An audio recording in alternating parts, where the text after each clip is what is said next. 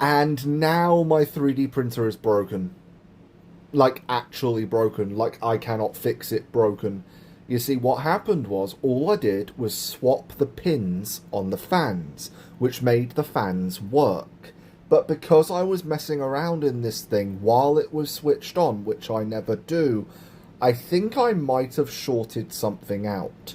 What's happening is, I will just show you, like, the printer is upside down at the moment, and blank screen, because I'm trying to update the firmware, but it's erroring out. It can't actually communicate with the damn thing, which very likely means that the board is dead.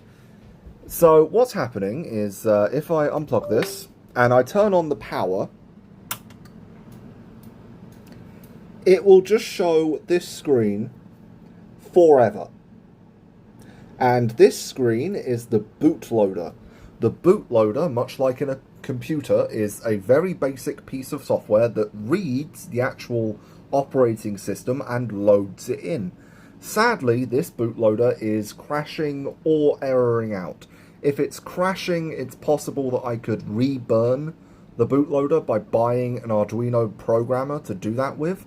But if it's erroring out, that means something on the board itself is damaged, and I'm worried that I shorted something out when I was in here. This is why you don't mess around with things while they're plugged in. I mean, I never actually touched the board with a screwdriver, or even the pins from the fan. All I did was take the fan connector out and swap the pins over and put it back in.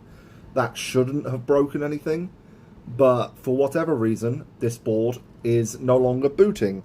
But it will boot if I plug it into PC, or my PC, sorry. If I plug it in over USB, for some reason the bootloader actually initializes and it thinks it's loading the operating system, but then it's not actually loading in correctly. I don't know why.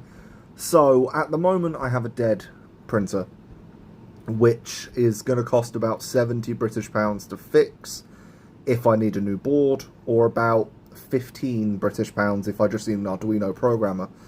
Anyone in the Hastings area have an Arduino that I can borrow just to test if that fixes it? Because I don't have an Arduino or a Raspberry Pi on hand at the moment, and there's nothing I can do to fix this otherwise. I have confirmed the power supply is outputting 24 volts, because I was worried that that might just be undervolting and that would be erroring out. Everything is wired incorrectly because I didn't touch any of the wires. All I did was swap the pins on the fan, and now it's dead. So, great.